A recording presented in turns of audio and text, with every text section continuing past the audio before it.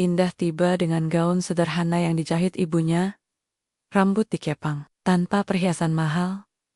Tamu-tamu dari keluarga Rio mulai berbisik, mengolok-olok penampilan Indah. Ibu Wati menyambut Indah dengan senyum dingin dan komentar sinis.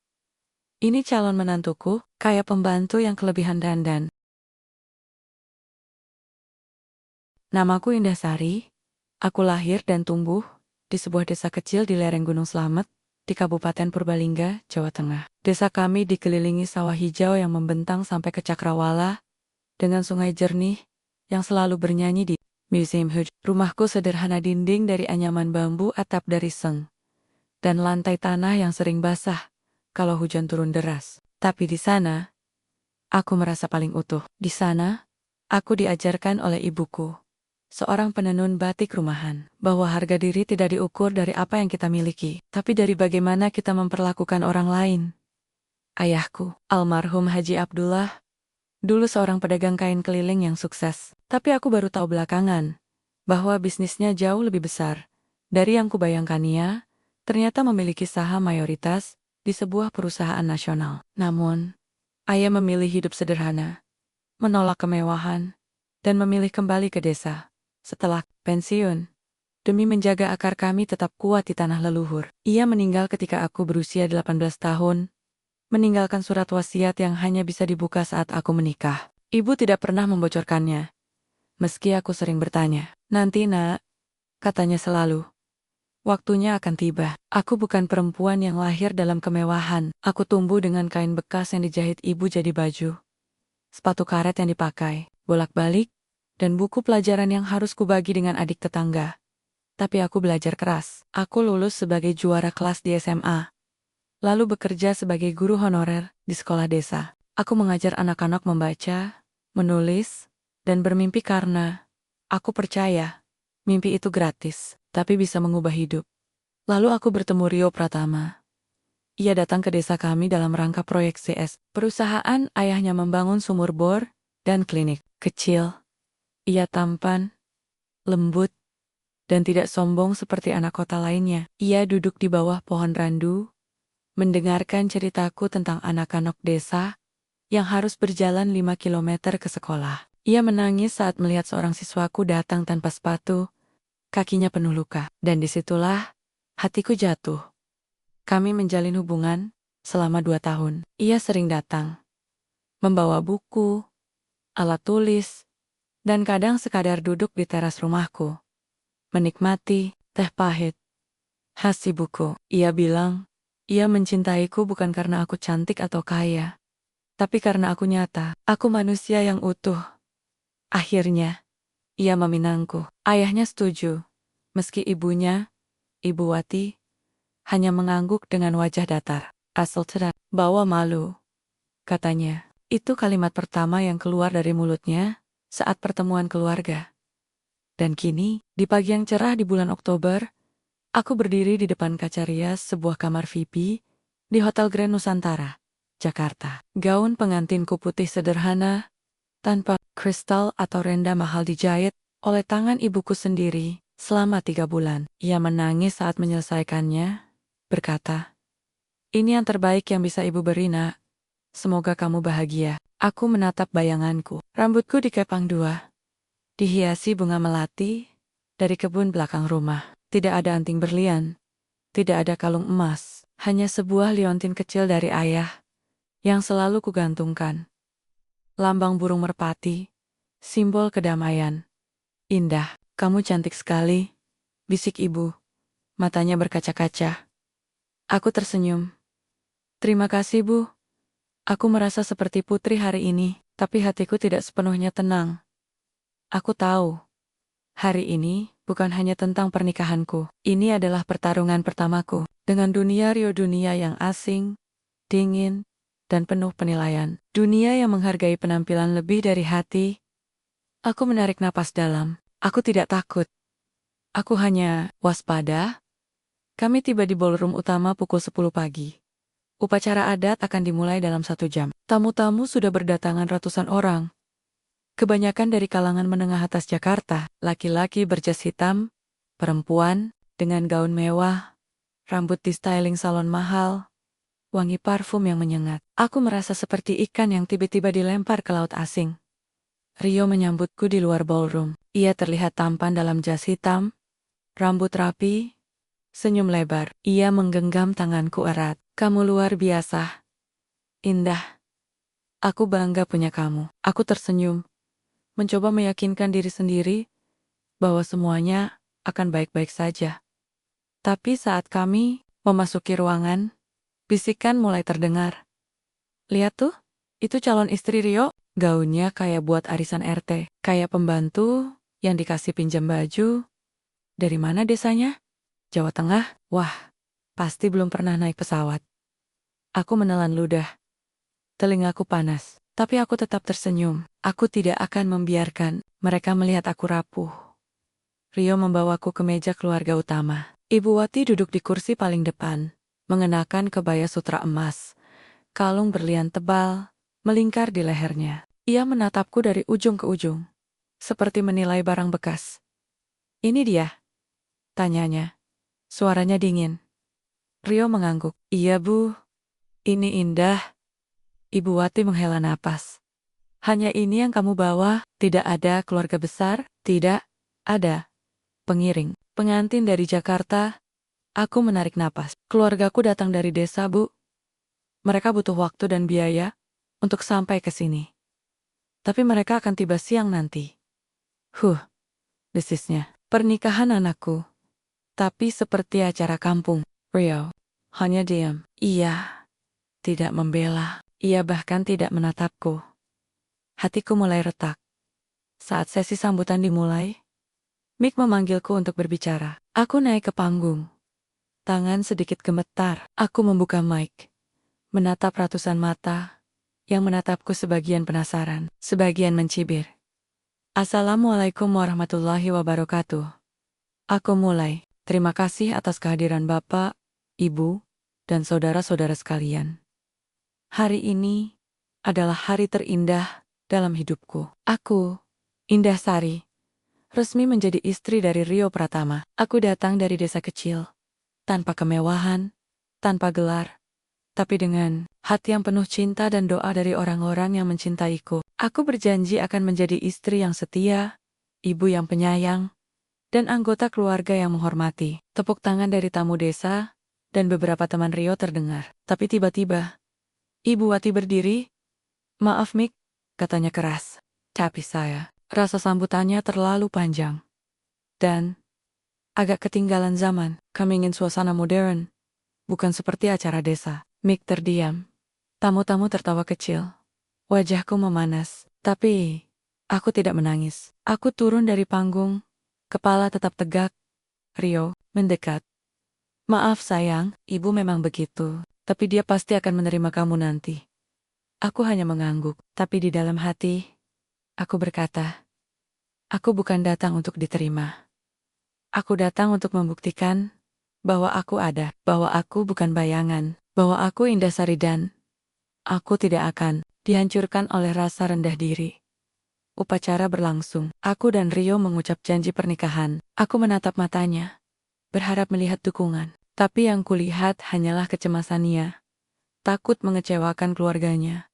Saat sesi foto keluarga, Ibu Wati meminta fotografer untuk tidak memasukkan keluargaku yang datang dari desa ke dalam foto utama. Nanti fotonya terlihat tidak serasi, katanya. Aku ingin marah. Ingin berteriak tapi aku diam, karena aku tahu ini belum waktunya. Aku menatap langit-langit ballroom yang megah. Kristal-kristal bergantung seperti bintang palsu. Dan dalam hati, aku bersumpah. Hari ini kalian menghinaku karena aku sederhana. Tapi suatu hari nanti, kalian akan tunduk. Karena aku adalah warisan yang kalian tidak pernah duga. Dan aku masih menunggu. Masih menunggu saat ayahku berpesan. Jika kau dihina, jangan balas dengan amarah. Balas dengan kebenaran. Hari ini, aku masih Indah Sari dari desa. Tapi 3 jam lagi, dunia akan tahu siapa aku sebenarnya. Setelah sesi foto keluarga yang dipenuhi ketegangan, aku duduk di kursi samping Rio. Mencoba menenangkan napasku. Gaun pengantinku yang dulu terasa ringan dan anggun, kini terasa seperti beban yang menekan pundakku. Bukan karena berat kainnya, tapi karena beban, pandangan-pandangan sinis, geli, dan angkuh dari ratusan tamu yang datang, bukan untuk merayakan cinta, tapi untuk mengintip apa yang salah dari pernikahan anak keluarga Pratama. Aku menatap Rio. Ia sedang berbicara dengan sepupunya, tertawa kecil, seolah hari ini adalah pesta biasa. Tidak ada tanda-tanda bahwa istrinya baru saja diusir dari foto keluarga, atau bahwa sambutannya dipotong seperti sampah yang tidak perlu. Ia terlihat nyaman. Ia terlihat seperti tidak merasakan apa yang kurasakan. Aku menunduk. Di balik senyumku, hatiku terluka. Bukan karena aku malu dengan asalku. Aku bangga, berasal dari desa. Tapi aku sedih, karena orang yang kucintai membiarkan orang lain merendahkanku, tanpa berusaha membela. Lalu Mick mengumumkan sesi makan siang. Tamu-tamu berpindah ke meja makan yang telah diatur mewah, piring kristal, sendok perak, taplak sutra. Aku melihat ke meja utama, tempat seharusnya pengantin, duduk bersama orang tua. Tapi saat aku hendak duduk di samping Rio, seorang pelayan datang mendekat. "Maaf, Bu, ini ada perubahan tempat duduk," katanya pelan, tapi cukup keras agar beberapa tamu mendengar. Ibu Wati meminta ibu duduk di meja sebelah, di samping keluarga dari Solo. Aku menatapnya.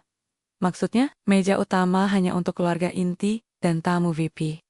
Lanjutnya, menunduk. Ibu diminta pindah ke meja nomor 7. Aku berdiri membeku. Meja nomor 7. Itu meja paling jauh. Di pojok ruangan, dekat pintu belakang, tempat biasanya ditempati oleh kerabat jauh, atau tamu yang tidak terlalu penting. Rio menoleh. "Ada apa?" "Tidak apa-apa," jawabku cepat, sebelum pelayan itu bicara. Aku tidak ingin mempermalukan Rio di depan orang banyak. Aku pindah saja.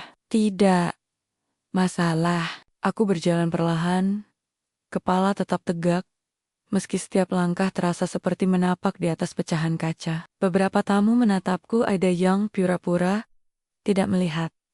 Ada yang tertawa kecil. Ada yang mengambil foto diam-diam. Aku tahu mereka akan membagikannya di media sosial. Pengantin desa dikirim ke pojokan. Saat aku duduk di meja 7, hanya ada 2 orang yang menyambutku dengan tulus, Tante Rini, adik jauh Rio, yang tinggal di Semarang, dan Pak Joko, teman lama ayah Rio yang juga berasal dari Jawa Tengah. "Kamu harusnya di meja utama, Nak," bisik Tante Rini. "Ini tidak adil." Aku tersenyum tipis. "Tidak apa-apa, Tante. Makanan di sini pasti sama enaknya." Tapi hatiku tidak setenang ucapanku. Lalu, dari meja utama, suara Ibu Wati terdengar keras. Ia sedang bercerita kepada tamu-tamu penting tentang rencana keluarga setelah pernikahan. Setelah ini, Rio dan istrinya akan tinggal di apartemen kami di Sudirman. Tapi tentu, kami harus mendidik dia dulu. Harus belajar etika sosial, cara berbicara yang benar, dan tentu saja, cara berpakaian yang layak. Tertawaan pecah.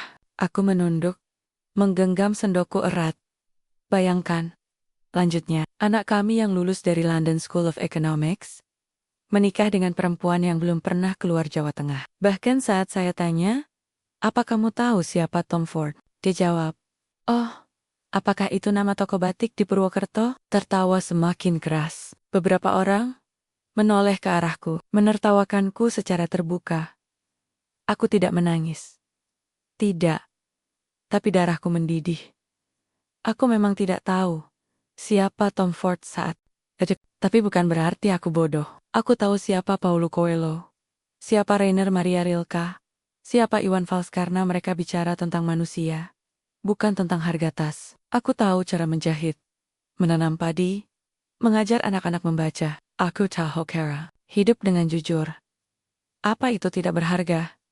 Rio duduk di sana. Ia mendengar semuanya. Ia tahu ibunya sedang menghina istrinya. Tapi ia hanya menunduk, makan, seolah tidak terjadi apa-apa di dalam hati. Aku bertanya, "Apakah cinta yang kau janjikan benar-benar ada, Rio? Atau hanya cinta yang mudah patah saat diuji oleh tekanan keluarga?" Lalu, sesi hiburan dimulai. Seorang penyanyi dangdut terkenal tampil, membuat suasana riuh. Tapi sebelum lagu kedua, Mick kembali ke panggung. Sekarang, Kami akan mengundang salah satu kerabat untuk memberikan sambutan pernikahan. Yang terhormat, Tante Lina, sepupu mempelai pria. Tante Lina naik ke panggung dengan gaun merah menyala. Ia tersenyum lebar, lalu berkata dengan nada bercanda. Sebagai perempuan yang sudah 3 kali menikah dan 2 kali bercerai, saya merasa berhak memberi nasihat, terutama kepada istri baru Rio. Tertawa Rio. Pertama, jangan pernah lupa, suami itu seperti mobil. Kalau kamu tidak rawat dengan baik, dia akan mogok. Tapi kalau kamu terlalu lembek, dia akan kabur ke bengkel lain. Tertawa lagi. Aku hanya tersenyum kaku. Lalu, nada Tante Lina berubah. Tapi serius nak, kamu harus sadar. Kamu bukan dari dunia kami. Dunia ini punya aturan. Ada cara bicara. Ada cara duduk. Ada cara menjadi orang. Kamu harus belajar. Kalau tidak, kamu akan terus dianggap asing. Ia menatapku langsung. Dan satu hal lagi.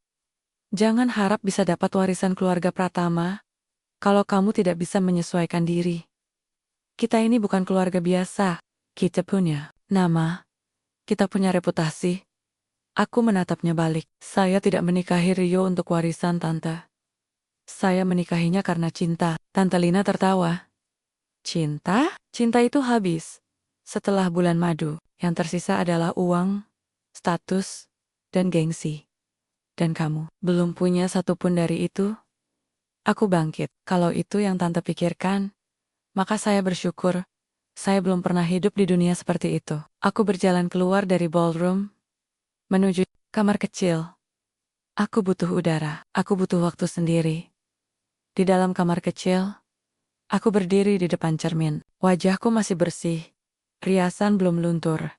Tapi matanya sudah letih. Letih karena terus tersenyum di tengah hujan hinaan. Aku membuka tas kecilku. Di dalamnya, ada surat wasiat ayahku yang baru bisa kubuka setelah menikah.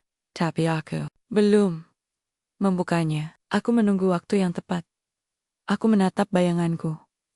Aku bukan siopo-siopa di mata mereka, bisikku dalam hati. Tapi aku adalah darah dari Haji Abdullah. Aku adalah putri dari lelaki yang membangun kerajaan dari nol. Lalu memilih hidup sederhana demi menjaga harga diri. Aku bukan lemah. Aku hanya belum bicara. Aku basuh mukaku dengan air dingin. Saat aku keluar dari kamar kecil, aku melihat Rio berdiri di koridor. Indah, kamu kemana saja? Acara hampir selesai. Aku menatapnya. Aku butuh waktu. Tapi sepertinya kamu tidak butuh waktu untuk membiarkan ibumu dan keluargamu menghancurkan harga diriku. Bukan begitu, katanya cepat. Aku hanya tidak ingin konflik di hari pernikahan kita. Ini bukan konflik, Rio. Ini penghinaan. Ini perusakan karakter Don. Kamu diam. Kamu diam seperti penonton yang menikmati drama. Ia terdiam. Matanya berkaca-kaca. Aku mencintaimu. Indah. Aku tidak ingin kehilangan kamu. Tapi kamu kehilangan dirimu sendiri. Balasku pelan. Kamu kehilangan keberanianmu. Dan tanpa keberanian, cinta tidak bisa bertahan. Aku berjalan kembali ke ballroom. Aku tidak akan lari. Aku akan hadapi ini sampai akhir. Karena aku tahu, meski mereka melihatku sebagai perempuan desa yang tidak tahu dunia, aku adalah Indah Saridan. Aku masih punya satu senjata yang belum mereka ketahui. Dan senjata itu akan meledak tepat 3 jam lagi. Aku kembali ke ballroom dengan langkah mantap. Meski jantungku berdebar kencang, udara di dalam ruangan terasa lebih panas dari sebelumnya, bukan karena AC yang lemah, tapi karena ketegangan yang semakin mengental. Upacara adat telah selesai. Sesi foto pun usai. Dan kini para tamu beralih ke santap malam mewah yang disajikan ala prasmanan oleh koki Hotel Bintang 5. Aroma daging wagyu, lobster, dan saus truffle menguar di udara. Tapi bagiku, semuanya terasa hambar, seperti hidupku saat ini. Penuh kemewahan di luar, kosong di dalam. Rio mengikutiku dari belakang. Wajahnya cemas, ia mencoba meraih tanganku. Tapi aku menariknya perlahan. Jangan sekarang, Rio. Aku butuh ruang. Ia mengganggak. Lalu pergi ke meja utama. Duduk di samping ibunya, yang sedang asyik berkokap-kekap dengan para kerabat. Aku melihatnya duduk diam. Tidak mengangkat muka, tidak membela, tidak menolak, hanya pasrah. Aku duduk di meja nomor 7. Tempatku dipindahkan. Tante Rini dan Pak Joko masih di sana. Keduanya langsung menatapku dengan khawatir. "Kamu baik-baik saja, Nak?" tanya Tante Rini. Suaranya pelan. Aku mengangguk. "Aku kuat, Tante. Aku selalu kuat." Pelayan datang membawa piring berisi makanan. Aku memilih nasi putih, ayam goreng, dan sayur asam, makanan sederhana yang justru paling aku rindukan dari desa. Tapi sebelum aku sempat menyendoknya, seorang pelayan lain datang membawa piring kosong. "Maaf, Bu," katanya. "Ada permintaan dari Ibu Wati. Makanan di meja ini harus diganti. Ini terlalu sederhana untuk pernikahan keluarga Pratama." Aku menatapnya. "Maksudmu?" "Kami diminta menyajikan menu khusus lobster thermidor, wagyu steak, dan foie gras. Makanan tradisional tidak boleh disajikan di meja manapun, terutama di meja yang dekat dengan dapur." Aku tertawa pelan. "Jadi, makanan dari tanah kelahiranku dianggap tidak layak untuk disantap di pernikahanku sendiri?" Pelayan itu hanya menunduk. "Saya hanya menjalankan perintah, Bu." Aku tidak marah. Aku hanya merasa sedih. Sedih melihat betapa dalamnya jurang antara dua dunia. Dunia yang menghargai akar dan dunia yang hanya menghargai tampilan. Tante Rini langsung berdiri. "Tidak, saya tidak terima. Saya juga dari Jawa Tengah. Saya makan nasi dan sayur asem seumur hidup. Dan saya bangga." "Kamu suruh ganti makanan saya. Berarti kamu hina budaya saya." Pak Joko ikut mendukung. "Benar, kami datang untuk merayakan cinta, bukan untuk ikut serta dalam pameran gengsi." Beberapa tamu dari desa yang akhirnya tiba siang tadi ikut bersuara. Suasana mulai memanas. Tapi tiba-tiba, Ibu Wati berdiri dari meja utama, mic di tangan. "Tenang, tenang, ini semua salah paham. Kami hanya ingin semua tamu menikmati makanan terbaik. Tidak ada maksud merendahkan siapapun." Tertawa kecil dari tamu-tamu elit. Mereka tahu itu bohong. Aku tidak bicara. Aku hanya makan nasi dan ayam gorengku, perlahan, dengan kepala tegak. Biar mereka lihat. Aku tidak malu dengan makananku. Aku tidak malu dengan asalku. Lalu, saat makan malam hampir selesai, mic kembali ke panggung. Sekarang, saatnya untuk surprise moment dari keluarga mempelai pria. Lampu redup. Music dramatis. Mangala. Sebuah video mulai diputar di layar besar. Aku menatap, penasaran. Video itu menampilkan Rio sejak kecil bermain piano, lulus kuliah, menerima penghargaan. Lalu muncul foto-foto keluarga Pratama. Rumah mewah, liburan ke Eropa, pesta tahun baru. Di Bali, semuanya terlihat sempurna. Lalu, tiba-tiba, muncul fotoku foto lamaran di desa. Aku mengenakan kebaya sederhana. Duduk di teras rumah bambu, rambut dikepang, senyum lebar. Tapi, video ini diedit dengan efek suara boing seperti kartun. Lalu muncul tulisan besar. "Dan dari desa inilah dia datang, si penyelamat keluarga Pratama dari kutukan tidak punya cucu." Tertawa meledak. Beberapa tamu bahkan berdiri, bertepuk tangan sambil tertawa. Aku membeku. Di layar, fotoku diubah lagi dengan filter kartun. Wajahku dibuat lebar, mata kecil, mulut besar, seperti karakter desa bodoh dalam film komedi. Lalu muncul tulisan, "Selamat datang Indonesia, ini dia menantu baru keluarga Pratama dari kampung ke kota. Dari nol ke..." Bentar lagi, aku menatap Rio. Ia menunduk. Ia tahu ini akan terjadi. Ia bahkan mungkin yang menyetujui video ini. Darahku mendidih. Tapi, aku tidak bergerak. Aku menatap layar, membiarkan mereka menertawaiku. Karena aku tahu dalam 3 jam, video ini akan jadi bukti kebodohan mereka. Aku bangkit perlahan. Tante Rini memegang tanganku. "Jangan pergi, Indah. Kamu tidak bersalah." "Saya tidak pergi, Tante," bisikku. "Saya hanya butuh udara." Aku berjalan keluar, menuju taman belakang hotel. Malam sudah gelap. Bintang-bintang bersinar redup di balik cahaya kota. Aku duduk di bangku taman. Meraih tas kecilku, aku menatap surat wasiat ayahku amplop coklat tua. Tertutup rapat, dengan cap lambang burung merpati. Aku belum membukanya. Ayah bilang, buka saat kau benar-benar butuh kekuatan. Bukan saat kau marah, tapi saat kau siap untuk kebenaran. Aku menarik napas dalam. Aku siap. Aku membuka amplop itu perlahan. Di dalamnya, ada 3 dokumen.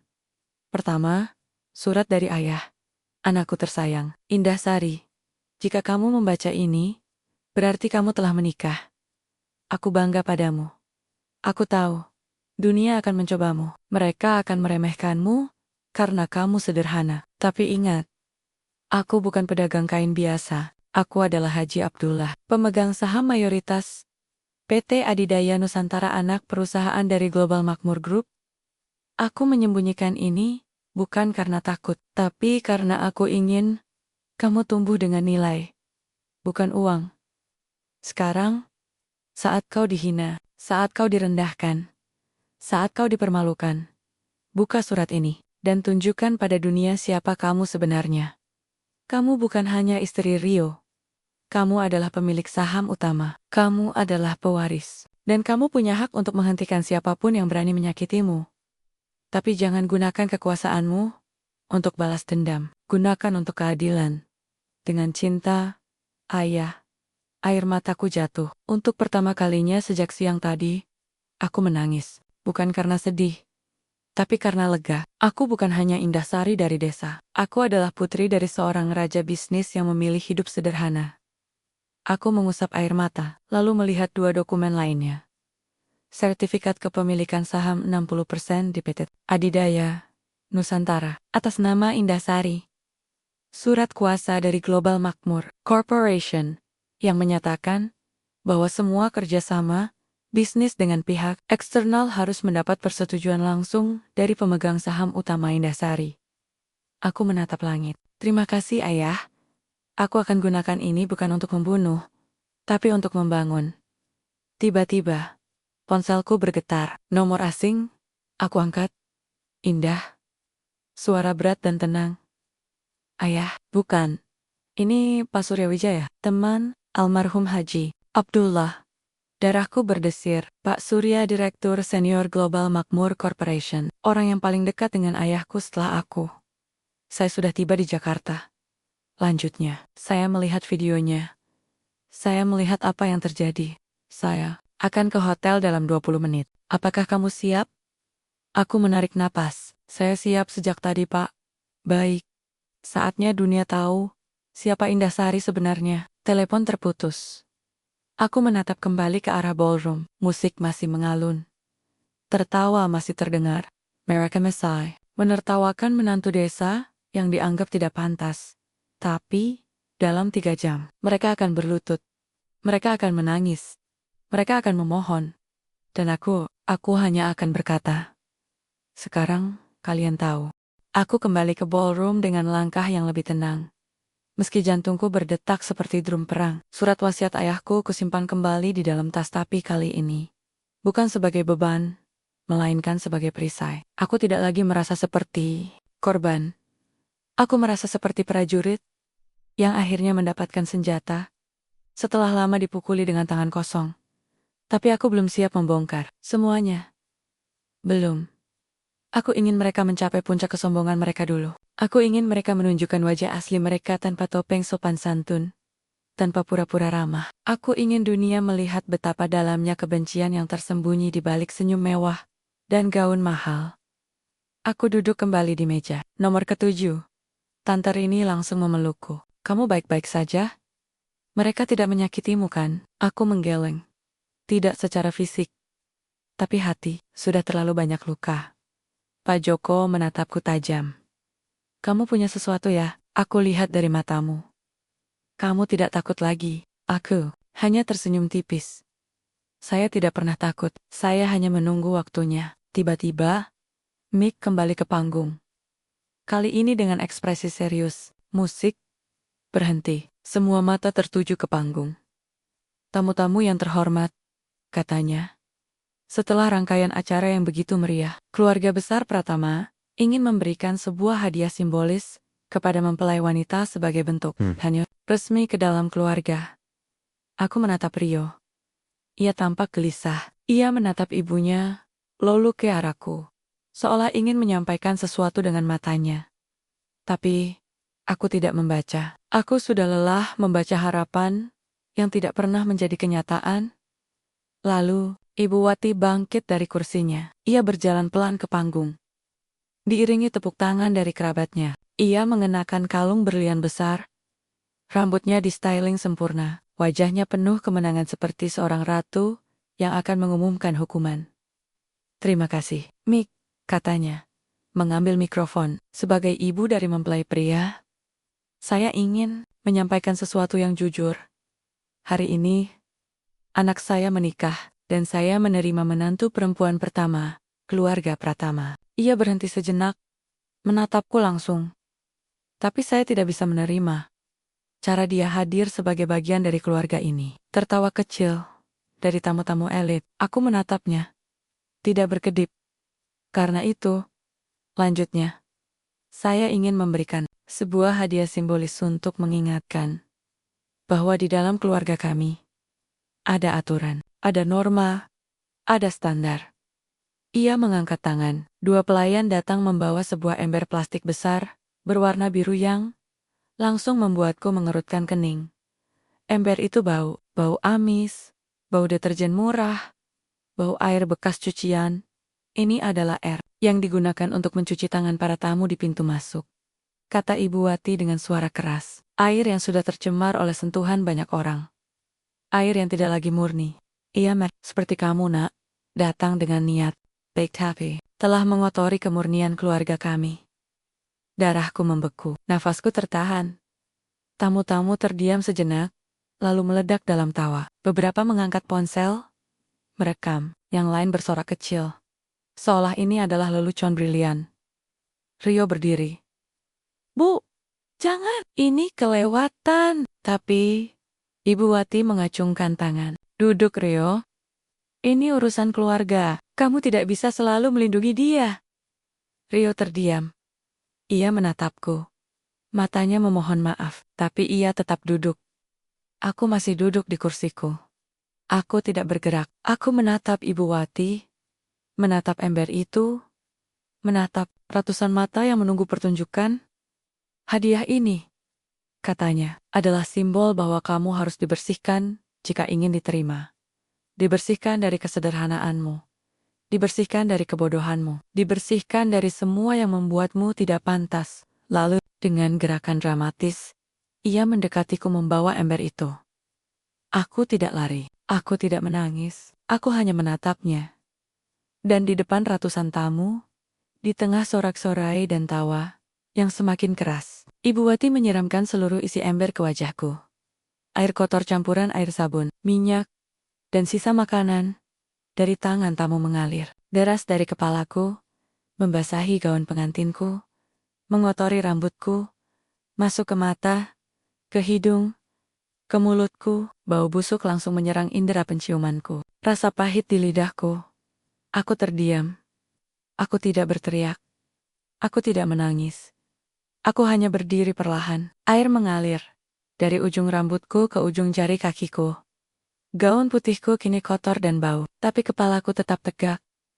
Seluruh ballroom hening. Tawa, berhenti. Tamu-tamu saling pandang, seolah baru menyadari bahwa ini bukan lelucon, ini adalah kekejaman yang nyata. Rio berdiri. Wajahnya pucat. Bu, apa yang Ibu lakukan? Ibu Wati tersenyum puas. Aku hanya memberi pelajaran, agar dia tahu tempatnya. Aku menatapnya. Air masih mengalir dari wajahku, tapi mataku tajam, dingin, seperti es yang menyembunyikan api. Lalu, dengan suara yang jernih, pelan, tapi terdengar sampai ke seluruh ruangan, aku berkata, "Kamu pikir ini air yang memalukanku?" Aku tersenyum tipis.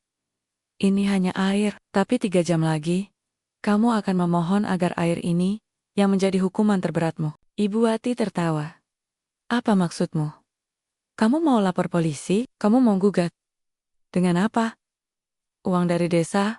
Aku tidak menjawab. Aku hanya berjalan perlahan keluar ballroom, meninggalkan jejak air kotor di lantai marmer. Tidak ada yang menghentikanku. Tidak ada yang berani. Saat aku sampai di koridor, ponselku bergetar pas Surya Wijaya.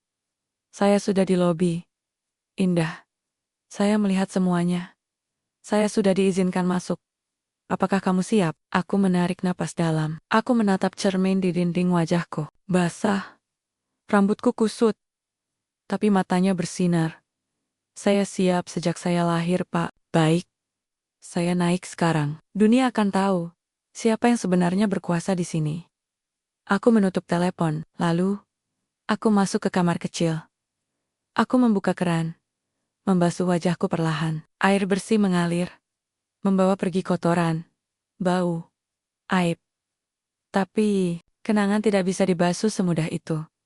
Aku menatap bayanganku di cermin. Kamu bukan korban, Indah. Bisikku. Kamu adalah pewaris. Kamu adalah kebenaran. Dan kamu akan bicara bukan dengan amarah, tapi dengan fakta. Aku mengeluarkan surat wasiat ayahku. Aku mengeluarkan sertifikat saham. Aku mengeluarkan kuasa hukum dari Global Makmur. Dan aku menunggu. 3 jam setelah penghinaan terbesar dalam hidupku, dunia akan berubah. Karena dalam 3 jam, bukan aku yang akan memohon maaf, tapi mereka.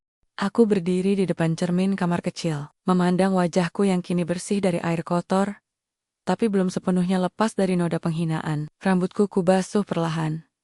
Kulitku terasa perih, karena campuran sabun murah dan minyak yang mengalir. Tadi, gaun pengantinku karya ibuku yang penuh cinta kini kusut, basah, dan bau. Tapi aku tidak merasa kehilangan. Aku merasa bangkit. Aku mengganti baju dengan kemeja putih, sederhana dan celana panjang yang kubawa dalam tas pakaian, yang kusiapkan untuk pulang ke desa nanti. Aku tidak akan kembali ke ballroom dengan gaun itu. Aku tidak akan membiarkan mereka melihatku sebagai korban yang terus menanggung aib. Aku akan kembali sebagai pemilik takdirku sendiri. Ponselku bergetar lagi. Pak Surya Wijaya, saya sudah di lobi. Keamanan mencoba menghentikanku, tapi saya menunjukkan identitas resmi. Saya naik sekarang. Tetap di tempatmu. Aku menarik napas dalam. Jantungku berdebar. Bukan karena takut tapi karena kepastian. Ini bukan lagi tentang balas dendam. Ini tentang keadilan. Tentang menghentikan siklus kepongahan yang menghancurkan harga diri hanya karena latar belakang. Aku keluar dari kamar kecil, berjalan menuju ruang pertemuan kecil, di lantai 2 ruang VIP, yang biasanya digunakan untuk rapat bisnis. Di sana, aku menunggu. Duduk tenang. Di pengkuangku, dokumen-dokumen ayahku terbuka. Sertifikat saham, surat wasiat, dan surat kuasa dari Global Makmur Corporation yang menyatakan bahwa semua kerjasama bisnis dengan pihak eksternal harus mendapat persetujuan langsung dari pemegang saham utama Indahsari. Aku menatap surat itu. Ayah tidak pernah mengajarkanku untuk sombong. Tapi ia mengajarkanku untuk tidak takut pada kekuasaan. Uang bukan untuk menghancurkan, katanya suatu hari, tapi untuk melindungi yang lemah. Dan hari ini, aku lemah di mata mereka. Tapi, aku bukan lemah. Aku hanya memilih untuk diam sampai waktunya tiba. Tiba-tiba, pintu terbuka. Seorang pria parubaya masuk, mengenakan setelan jas hitam elegan, dasi merah tua, rambutnya putih perak, matanya tajam, seperti elang. Di belakangnya, 2 pria berjas hitam tim keamanan pribadi berdiri di ambang pintu. Indahsari, tanyanya. Suaranya dalam, tenang, penuh otoritas. Aku bangkit. Pak Surya Wijaya. Ayah mengganggak. Lalu ia menatapku sejenak, seolah mengukur jiwa. Lalu, dengan suara pelan, ia berkata, "Kamu persis seperti ayahmu. Tenang, badai." Aku tersenyum tipis. "Terima kasih, Pak." Ia duduk di seberangku. "Saya sudah melihat videonya. Saya melihat bagaimana kamu disiram. Saya melihat bagaimana suamimu diam. Saya melihat bagaimana mereka tertawa." Matanya memanas. "Itu bukan pernikahan. Itu penyiksaan publik." Aku mengangguk. "Tapi saya tidak memanggil Bapak untuk menangis. Saya memanggil Bapak untuk bicara." Pak Surya menatap dokumen di pangkuanku. "Kamu siap?" "Saya sudah siap. Sejak 3 jam lalu, tapi saya menunggu Bapak. Karena tanpa Bapak, Mereka tidak akan percaya Ea mengganggu. Benar. Saya adalah satu Satania. Saksi hidup yang bisa mengonfirmasi statusmu di Global Makmur. Dan saya akan bicara dengan mikrofon di depan semua orang. Aku menyerahkan dokumen-dokumen itu padanya. Ia membacanya perlahan. Matanya bergerak cepat. Memastikan setiap detail. Lalu ia mengangkat muka. Semuanya sah. Bahkan lebih dari itu kamu. Bukan hanya pemegang saham mayoritas di PT Adidaya Nusantara, kamu juga pemegang hak veto atas semua kerja sama strategis Global Makmur Group, termasuk kontrak dengan perusahaan keluarga Pratama. Aku mengangguk. Ya, ayah menitipkan itu padaku. Pak Surya menatapku tajam. Kamu tahu artinya ini kan? Perusahaan ayah Rio Pratama Jaya Properti mendapat 70% proyeknya dari kerjasama dengan Global Makmur. Tanpa persetujuanmu, kontrak itu bisa dibatalkan kapan saja. Dan jika kamu mencabut dukungan, mereka bisa bangkrut dalam 3 bulan. Aku menatapnya balik. Saya tidak ingin mereka bangkrut. Saya ingin mereka belajar. Pak Surya tersenyum tipis. Kamu memang anak Haji Abdullah. Ia bangkit. Ayo, waktunya tiba. Kami berjalan menuju ballroom. Tim keamanannya sudah lebih dulu membuka jalan. Saat kami tiba di lobi utama, Mick sedang mengumumkan sesi foto keluarga 2. Tapi saat Pak Surya muncul, suasana langsung berubah. Beberapa tamu mengenalinya. Wah, itu Pak Surya Wijaya dari Global Makmur. Dia direktur senior, Kinopedaya. Di sini, apakah ada kerjasama baru? Ibu Wati langsung mendekat. Tersenyum lebar. Pak Surya, selamat datang. Kami sangat terhormat. Apakah Bapak hadir? Atas nama perusahaan, kami bisa atur pertemuan bisnis lain kali? Pak Surya mengacuhkannya. Matanya mencari ballroom. Mana panggungnya? Tanyanya dingin. Mick terkejut. Pak Surya, ada yang bisa saya bantu? Berikan saya mikrofon. Katanya tegas. Saya harus bicara. Sekarang, Mick menyerahkan mikrofon dengan tangan gemetar. Tamu-tamu mulai diam, bahkan musik dihentikan. Pak Surya naik ke panggung. Ia menatap seluruh ruangan. Saya, Pak Surya Wijaya, Direktur Senior Global Makmur Corporation, katanya. Suaranya menggema. Saya datang bukan atas nama bisnis. Saya datang atas nama almarhum Haji Abdullah, rekan bisnis, sahabat, dan ayah. Dari seorang perempuan yang hari ini dihina secara keji di hadapan kalian semua. Mata semua orang menatap ke arahku. Aku masih berdiri di dekat pintu. Di samping tim keamanan. Tidak dramatis, tidak emosional, hanya tenang. Pak Surya melanjutkan. Haji Abdullah bukan pedagang kain biasa. Ia adalah pemegang saham mayoritas PT Adidaya Nusantara, perusahaan yang menguasai 30% saham Global Makmur Group. Dan saat ia meninggal, ia menyerahkan 60% saham itu kepada putri tunggalnya Indahsari. Suara riuh langsung meledak. Apa Indahsari? Infeksão do trato urinário dia, yang baru saja disiram air kotor. Pak Surya mengangkat tangan. Dokumen ini sah dan tercatat di notaris. Saya adalah saksi hidup yang ditunjuk Haji Abdullah untuk mengonfirmasi identitas putrinya jika suatu hari ia dihina karena latar belakangnya. Ia menatap Ibu Wati.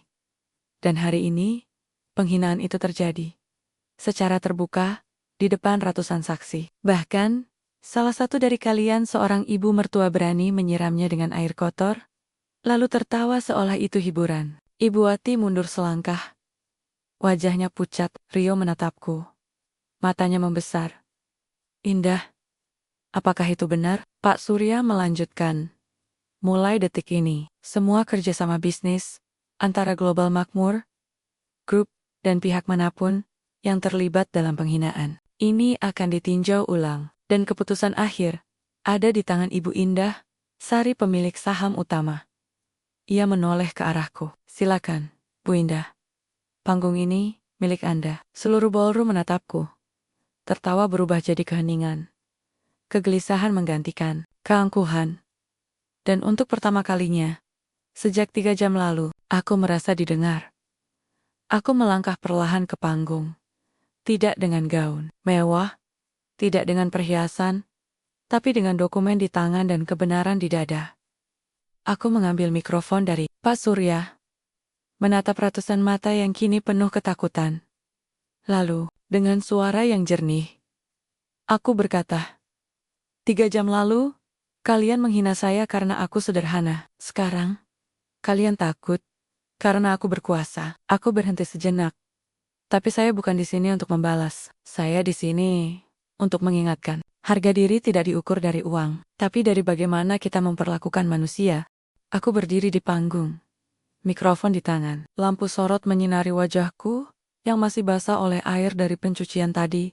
Tapi kali ini, bukan air hinaan. Kali ini, aku berdiri di bawah cahaya kebenaran. Di bawah, ratusan tamu terdiam. Yang tadi menggema, kini berganti dengan desisan napas takut. Beberapa ponsel masih merekam. Tapi bukan untuk bahan tertawaan, kini mereka merekam sejarah. Sejarah tentang seorang perempuan desa yang ternyata menggenggam kekuasaan lebih besar daripada semua keluarga elit di ruangan ini digabungkan. Aku menatap Ibu Wati. Ia berdiri di dekat meja utama, wajahnya pucat, tangannya gemetar. I am Menkoba tersenyum, tapi senyum itu retak. Ia melirik Rio, seolah meminta bantuan. Tapi Rio tidak bergerak. Ia hanya menatapku dengan campuran kagum, rasa bersalah, dan ketakutan. Aku menarik napas dalam. 3 jam lalu, aku mulai. Suaraku jernih. Saya disiram dengan air kotor di depan ratusan orang. Di hari pernikahan saya dan suami saya Rio Pratama diam. Ibu mertua saya, Ibu Wati, tertawa. Dan kalian semua ikut tertawa. Aku berhenti sejenak, membiarkan kata-kata itu menembus hati mereka. Saya tidak marah karena disiram. Saya marah karena kalian semua merasa berhak merendahkan seseorang hanya karena ia tidak lahir dengan emas di mulut. Karena ia tidak tahu siapa Tom Ford. Karena ia lebih suka sayur asem daripada foie gras. Tamu menendap. Tante Lina, yang tadi paling keras menertawaiku, kini memeluk tasnya erat-erat, seolah ingin menghilang. Tapi hari ini, lanjutku, saya bukan lagi hanya Indahsari dari desa. Saya adalah Indahsari, putri tunggal Haji Abdullah, pewaris saham mayoritas PT Adidaya Nusantara, perusahaan yang menguasai 30% saham Global Makmur Group, salah satu konglomerat terbesar di Indonesia. Aku mengangkat dokumen di tanganku.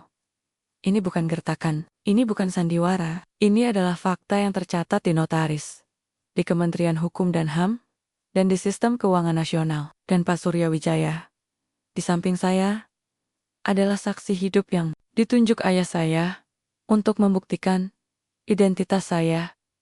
Jika suatu hari saya dihina karena latar belakang saya. Aku menatap Rio.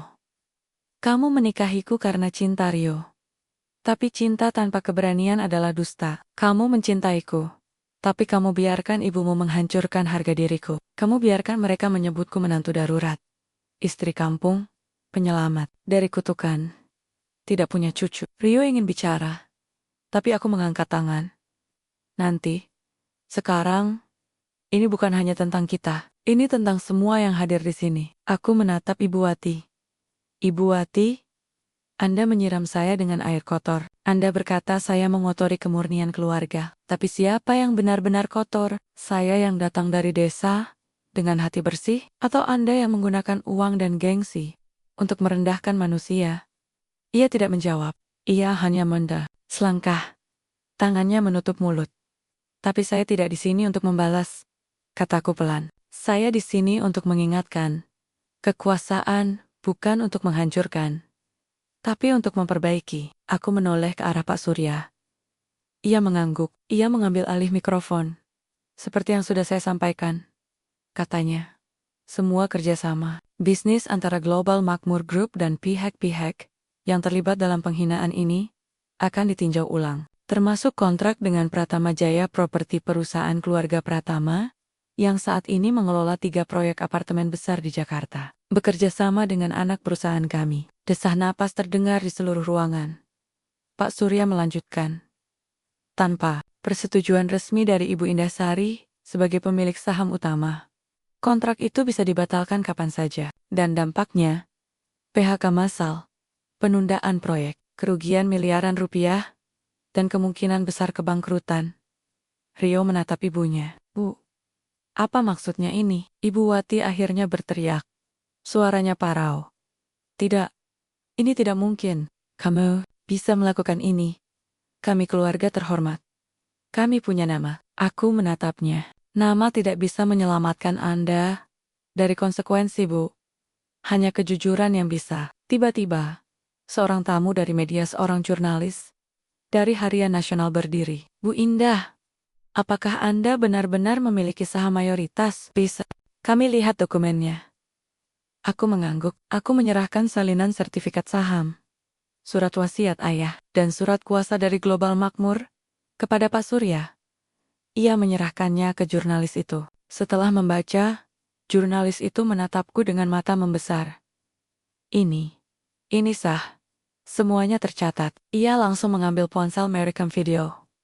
Breaking news. Di tengah acara pernikahan mewah di Jakarta, terungkap bahwa mempelai wanita, Indah Sari, ternyata adalah pewaris saham mayoritas PT Adidaya Nusantara, bagian dari Global Makmur Group. Ia baru saja dihina oleh keluarga suaminya, tapi kini menggenggam kekuasaan atas nasib bisnis mereka. Video itu langsung menyebar. Dalam hitungan menit, tagar Indah Sari dan pernikahan terhina meledak di media sosial.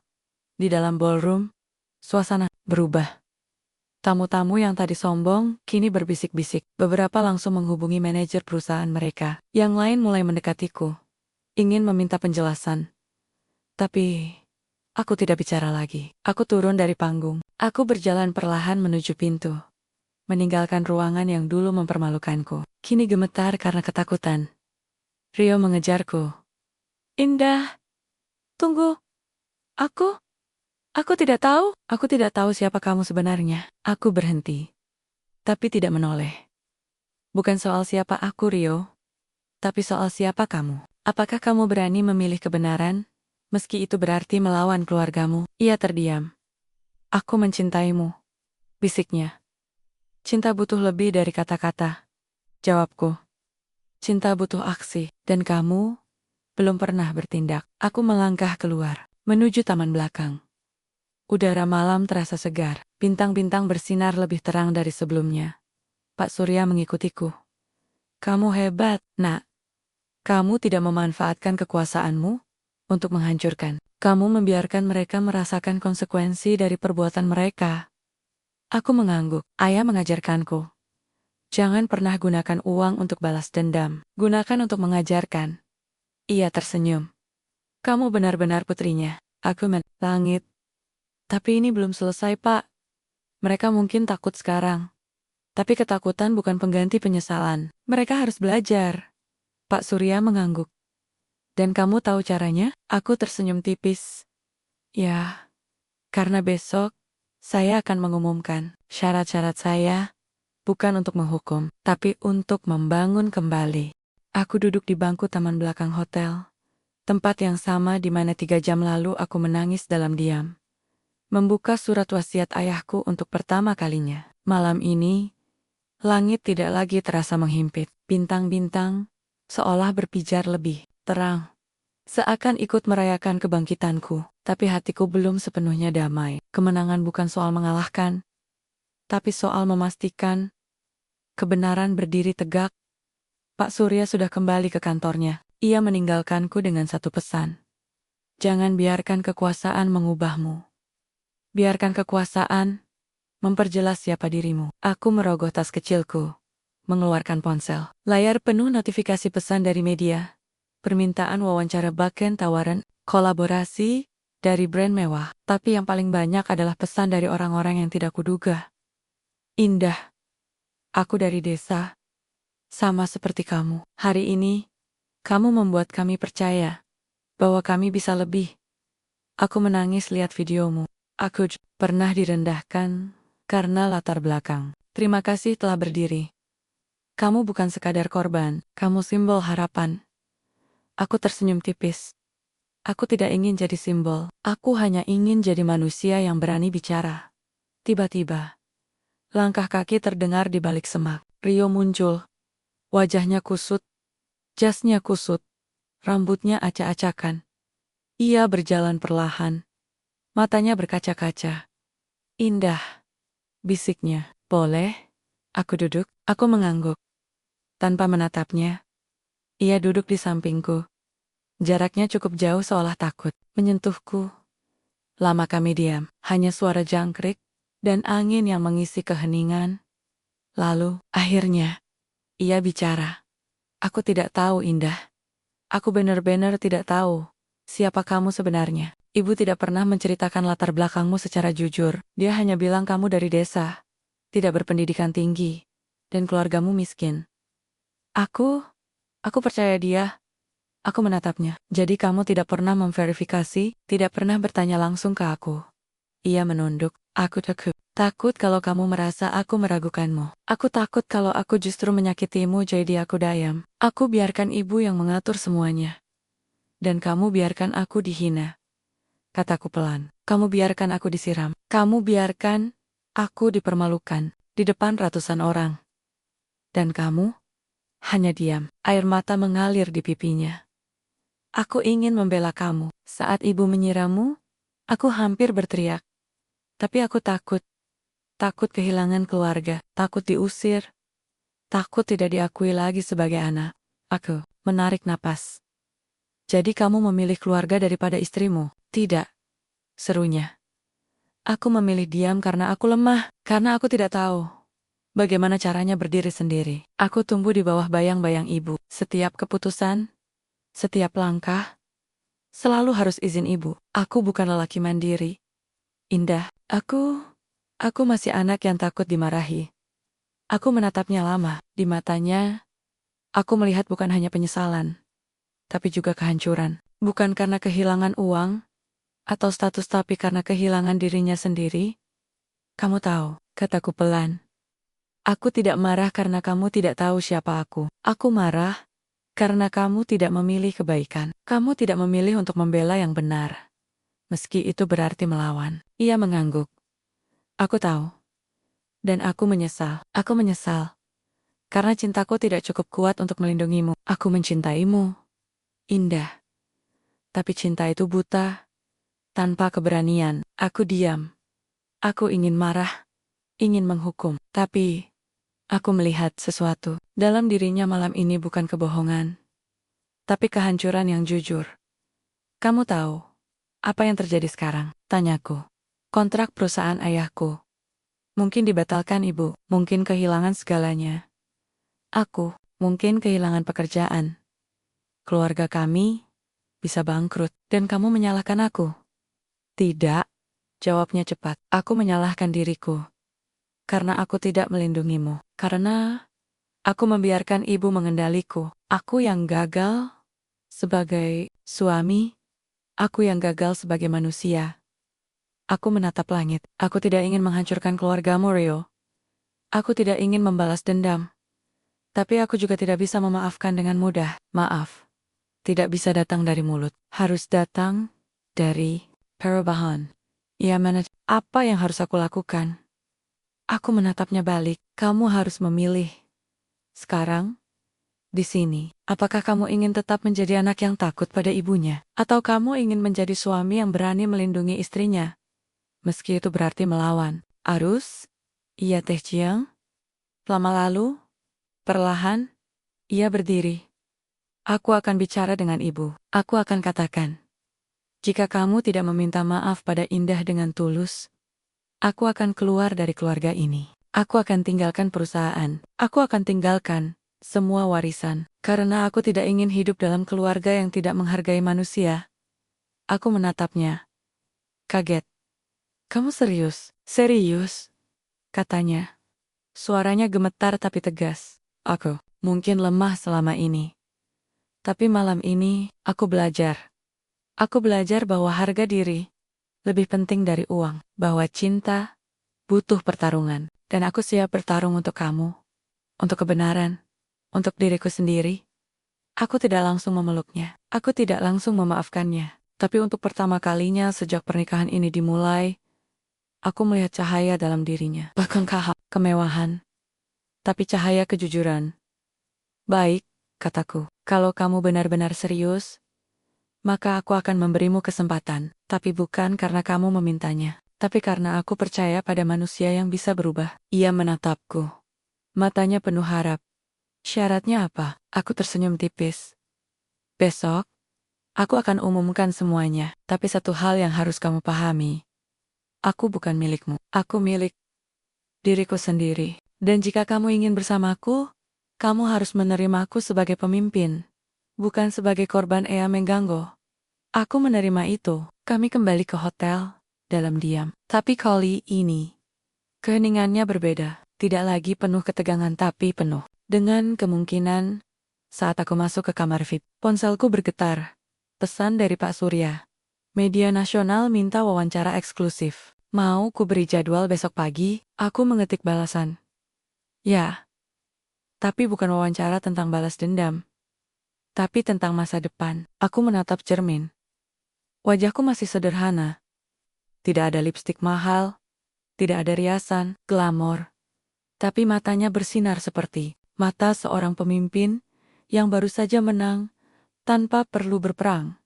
Karena kemenangan sejati bukan saat musuh tunduk, tapi saat mereka akhirnya belajar.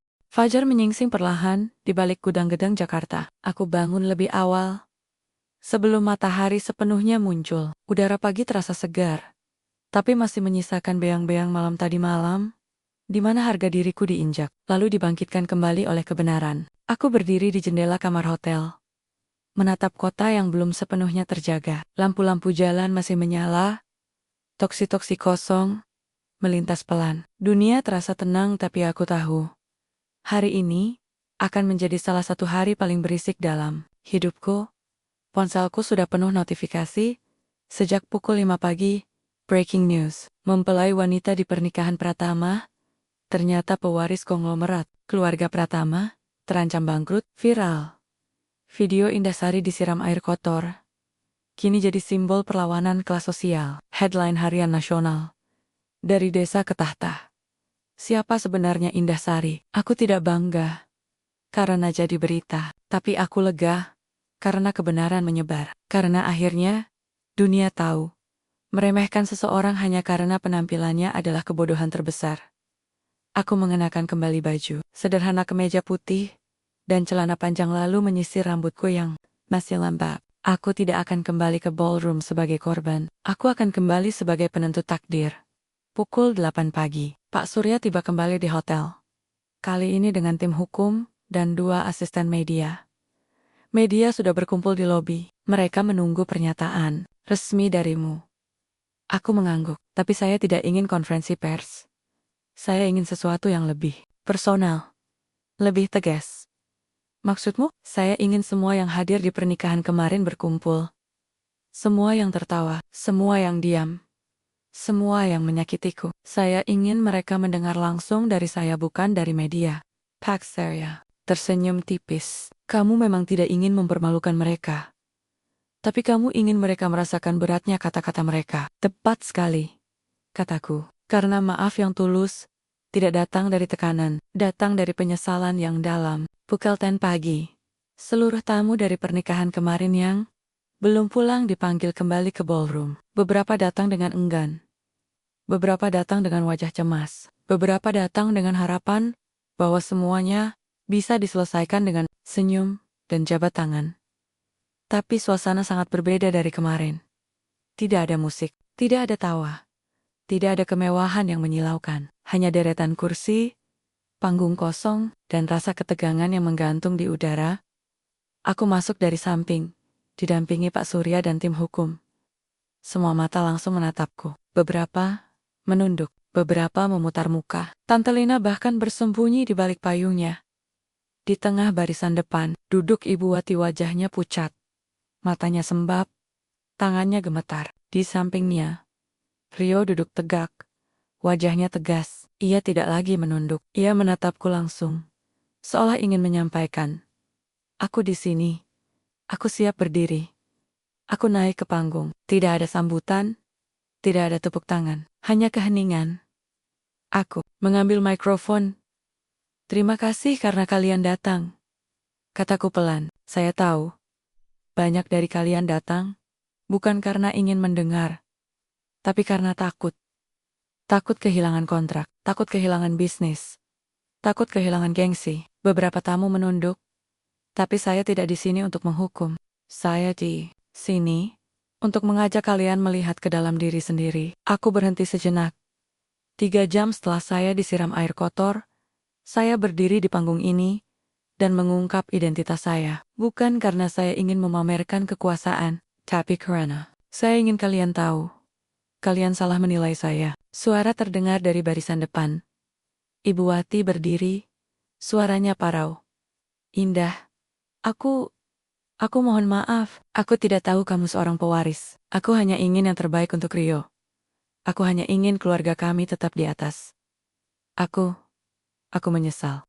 Aku menetapnya. Maafmu datang setelah kamu tahu saya punya kekuasaan. Apakah kamu akan meminta maaf jika saya tetap gadis desa tanpa saham? Apakah kamu akan menyesal jika saya tetap dihina tapi tidak bisa membalas? Ia terdiam. Tidak bisa menjawab. Maaf yang tulus. Lanjutku. Bukan datang karena takut, tapi karena sadar telah menyakiti. Tiba-tiba, ia jatuh berlutut. Bukan panggung, tapi di lantai marmer ballroom, di depan semua orang. Aku menyesal, teriaknya. Menangis. Aku menyesal, karena telah merendahkanmu, karena telah menyirammu, karena telah membiarkan anakku kehilangan harga dirinya. Aku buta oleh gengsi. Aku buta oleh uang. Aku tidak melihat manusia di dalam dirimu. Tangisnya pecah. Rio ingin membantunya bangkit. Tapi ia menolak. Ia tetap berlutut, memeluk lantai. Aku tidak langsung mengulurkan tangan. Aku membiarkan air. Matanya mengalir. Karena penyesalan yang tulus butuh waktu untuk keluar.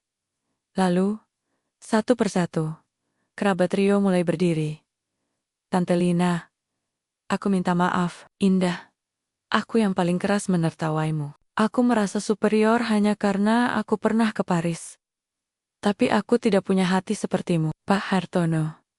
Sepupu Rio yang punya perusahaan konstruksi. Kami semua terlibat. Kami semua tertawa. Kami semua merasa lebih tinggi. Tapi hari ini, kami tahu siapa yang sebenarnya lebih tinggi dalam hati. Mereka satu persatu meminta maaf. Beberapa menangis. Beberapa hanya bisa menunduk dalam-dalam. Aku menatap mereka semua. Saya tidak akan mencabut kerjasama bisnis global makmur dengan keluarga Pratama, kataku. Tapi dengan satu syarat. Semua yang menghina saya harus menjalani proses penebusan. Suasana kembali tegang. Syarat pertama, aku melanjutkan. Ibu Wati harus menjalani pelatihan kerja selama 6 bulan di pabrik PT Adidaya Nusantara sebagai pekerja biasa. Tidak ada fasilitas khusus. Tidak ada gaji tambahan. Ia harus merasakan bagaimana rasanya bekerja dengan tangan, bukan dengan kekuasaan.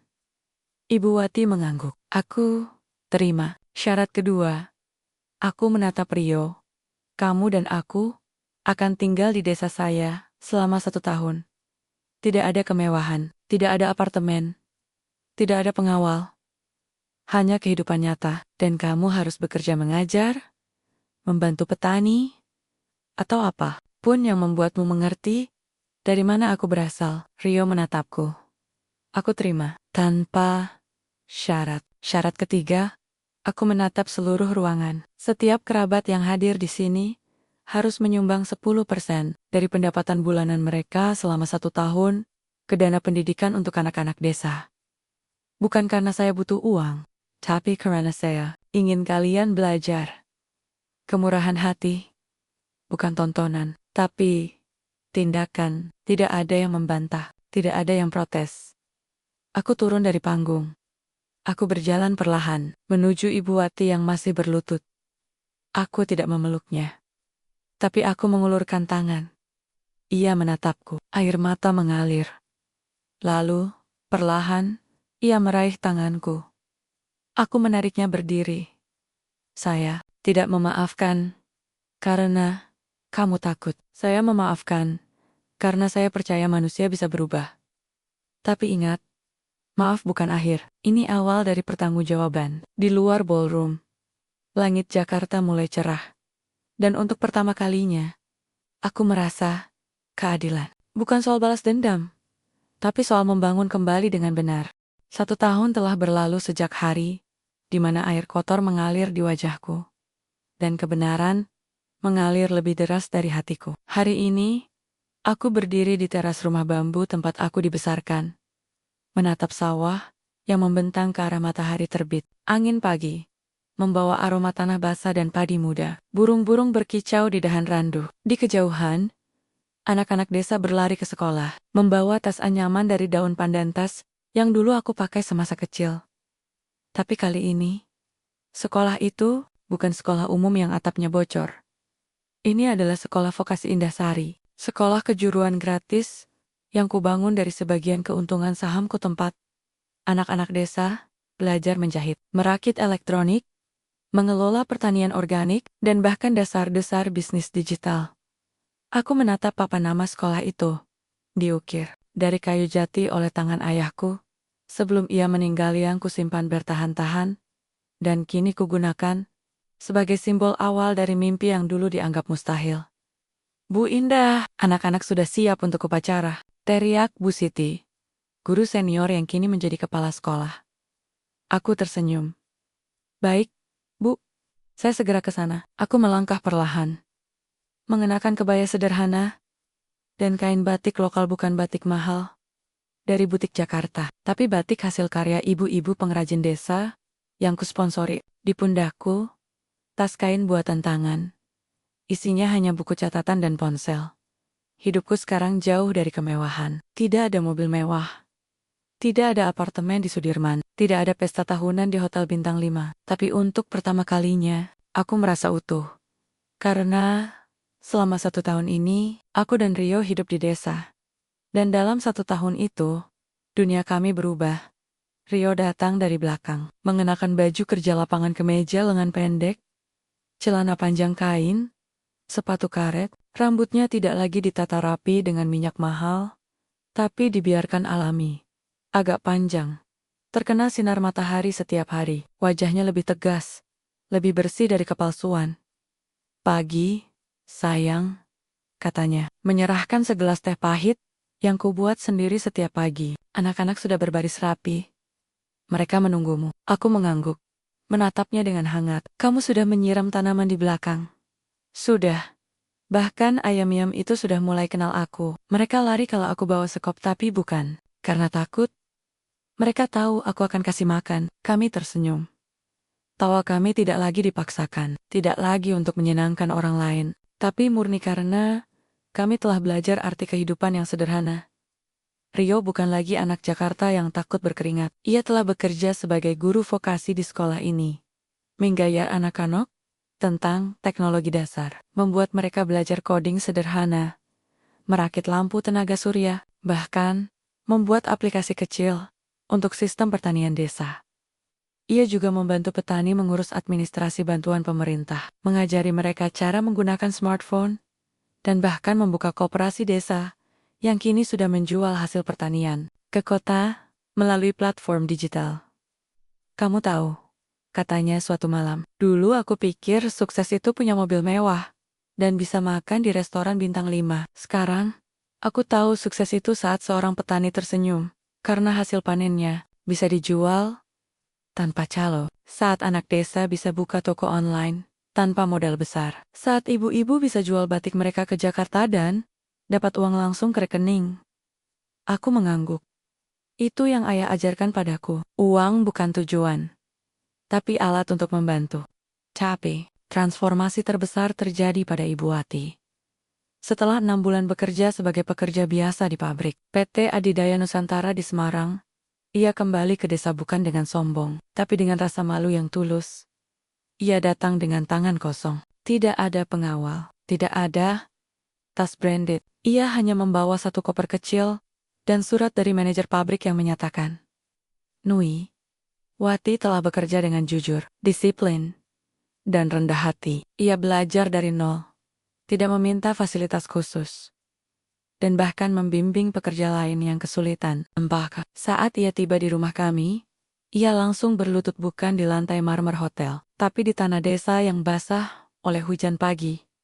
Indah, aku datang bukan untuk meminta maaf lagi, tapi untuk minta izin tinggal di sini, untuk belajar, Untuk menebus, aku tidak langsung mengangkatnya. Aku membiarkannya merasakan tanah-tanah yang selama ini diinjaknya dengan sepatu mahal. Tanah yang dianggap kotor, tanah yang sebenarnya memberi makan semua orang. Lalu, pelan-pelan, aku membantunya berdiri. Kamu tidak perlu izin, kamu sudah keluarga. Tapi keluarga yang belajar, bukan yang menghakimi. Sejak itu, Ibu Wati tinggal di rumah kecil di ujung desa. Ia membantu ibuku mengajar perempuan desa tentang manajemen keuangan. Ia yang dulu tidak bisa membedakan padi, denggen jegeng, kini bisa menjelaskan sistem tabungan kelompok dan pinjaman tanpa bunga. Suatu hari, ia berkata padaku, "Aku baru sadar, Indah. Selama ini aku mengukur orang dari penampilan, tapi kamu, dengan kebaya lusuh dan rambut dikepang, punya harga diri yang lebih tinggi dari semua orang yang pernah kukenal di Jakarta. Aku yang kaya, ternyata miskin dalam hati." Hari ini, upacara di sekolah vokasi adalah perayaan kelulusan angkatan pertama. 50 anak desa perempuan dan laki-laki telah menyelesaikan pelatihan selama 6 bulan. Beberapa sudah membuka usaha castle. Ada yang jadi penjahit, ada yang jadi teknisi listrik, ada yang membuka warung digital. Aku naik ke panggung kecil di halaman sekolah. Tidak ada mikrofon megah, hanya speaker kecil yang dihubungkan ke ponsel. "Anak-anakku," kataku, menatap mereka satu persatu. "Kalian lulus bukan karena kalian pintar, tapi karena kalian tidak menyerah." Dulu, orang-orang bilang aku tidak pantas. Karena aku dari desa, karena aku tidak punya gelar. Karena aku tidak tahu siapa Tom Ford. Beberapa anak tertawa kecil. Tapi aku belajar satu hal. Dunia akan selalu mencoba meremehkanmu. Tapi yang menentukan siapa kamu bukan dunia, tapi dirimu sendiri. Aku menatap Rio, Ibu Wati, dan ibuku yang duduk di barisan depan. Karena itu, hari ini, saya tidak hanya merayakan kelulusan, tapi juga kemenangan. Atas prasangka, aku mengangkat sertifikat pertama untuk Siti Rahayu lulusan terbaik pelatihan menjahit. Besok, kamu akan buka butik kecil di pasar desa, dan PT Adidaya Nusantara akan membeli 100 seragam pertama dari kamu. Sedimen, anak-anak bertepuk tangan. Untuk Budi Santoso lulusan terbaik teknik listrik, kamu akan magang di kantor desa, lalu membantu memasang listrik tenaga surya di rumah-rumah yang belum teraliri PLN. Budi mengangguk. Matanya berkok-syok kakak. Dan untuk semua yang hadir di sini ingat, kemiskinan bukan aib. Aibnya adalah ketika kita menyerah. Matahari semakin tinggi. Angin berhembus lembut. Di kejauhan, ayam berkokok. Anak-anak tertawa. Ibu Wati memeluk ibuku, dua perempuan dari dunia yang sangat berbeda, kini bersatu dalam damai. Aku menatap langit. "Ayah, jika kau melihat ini, aku telah menggunakan warisanmu bukan untuk membangun gedung, tapi untuk membangun harapan." Hari ini, langit Purbalingga biru cerah. Angin pagi berhembus lembut dari arah lereng Gunung Slamet, membawa aroma tanah basah dan bunga kamboja dari pekarangan rumah tetangga. Di halaman depan rumahku yang kini telah sedikit diperluas untuk menampung tamu, ribuan bunga melati digantung di sepanjang jalan setapak, membentuk lorong harum yang mengarah ke pendopo kayu jati. Dihiasi kain batik buatan tangan para ibu desa. Hari ini bukan sekadar hari biasa. Hari ini adalah hari pernikahan kedua kami, bukan karena yang pertama batal, tapi karena yang pertama tidak pernah benar-benar terjadi. Di hotel mewah Jakarta, kami menikah di bawah hujatan, di tengah penghinaan, di bawah beang-beang gengsi. Hari ini, kami menikah di bawah langit terbuka, di tengah doa tulus, di bawah naungan pohon randu yang dulu menyaksikan awal kisah kami. Aku berdiri di dalam rumah, dikelilingi ibuku, Bu Siti, dan beberapa perempuan desa yang membantuku berdandan. Aku mengenakan kebaya putih sederhana, bukan dari sutra mahal, tapi dari kain katun lokal yang ditenun oleh tangan ibuku sendiri. Rambutku dikepang dua, dihiasi bunga melati segar dari kebun belakang. Tidak ada anting berlian, tidak ada kalung emas, hanya liontin ayahku, burung merpati dari perak yang selalu kugantungkan di leher. "Kamu cantik sekali, Nak," bisik ibuku. Matanya berkaca-kaca, "seperti dulu, saat kamu pertama kali jatuh cinta." Aku tersenyum. Hari ini, aku bukan hanya menikah dengan Rio. Aku menikah dengan kebenaran. Di pendopo, Rio sudah menunggu. Ia mengenakan pakaian adat Jawa piskap hitam, belangkon, dan kain batik coklat motif parang halus yang dulu ia anggap kuno dan tidak stylish. Tapi kini, ia memakainya dengan bangga. Di tangannya, ia memegang seserahan sederhana. Seikat padi dari sawah desa. Sebuah buku tulis, berisi rencana proyek pertanian organik, dan sepasang sepatu karet simbol bahwa ia siap bekerja. Bukan hanya memimpin, Pak Surya Wijaya hadir sebagai saksi utama. Ia datang dengan mobil sederhana, mengenakan batik lengan panjang, tanpa pengawal. Ia duduk di barisan depan, menatapku dengan bangga. Kamu telah mengubah segalanya. Indah, katanya sebelum upacara dimulai. Bukan hanya keluarga Pratama, tapi juga cara orang melihat desa, perempuan, dan harga diri. Aku mengangguk. Saya hanya membuka pintu. Yang berubah adalah mereka yang berani masuk. Upacara dimulai dengan gending Jawa yang dimainkan oleh karawitan desa. Anak-anak sekolah vokasi membawa obor kecil, melambangkan cahaya pengetahuan. Ibu Wati datang terlambat beberapa menit. Tapi bukan karena sombong, ia sengaja datang dari ujung desa dengan berjalan kaki, membawa seserahan buatanku, sebuah tas kain batik yang ia jahit sendiri selama 3 bulan, dengan benang emas yang membentuk tulisan, "Maafku tulus, kasihku nyata." Ia menyerahkan tas itu padaku dengan tangan gemetar. Ini hasil kerja tanganku. Aku belajar menjahit dari ibumu. Aku tahu, ini tidak seindah yang kamu dapat di Jakarta. Tapi ini dari hati. Aku memeluknya. Tidak kata-kata, hanya pelukan. Lama, di tengah hening, beberapa tamu menangis. Lalu, aku berjalan perlahan menuju pendopo, diiringi ibuku dan tarian tradisional dari anak-anak desa. Tidak ada sorotan lampu, tidak ada kamera drone, tapi setiap langkahku terasa sakral. Rio menatapku. Matanya berkaca-kaca. Kamu luar biasa, bisiknya saat aku sampai di sampingnya. Kita berdua yang luar biasa, jawabku pelan.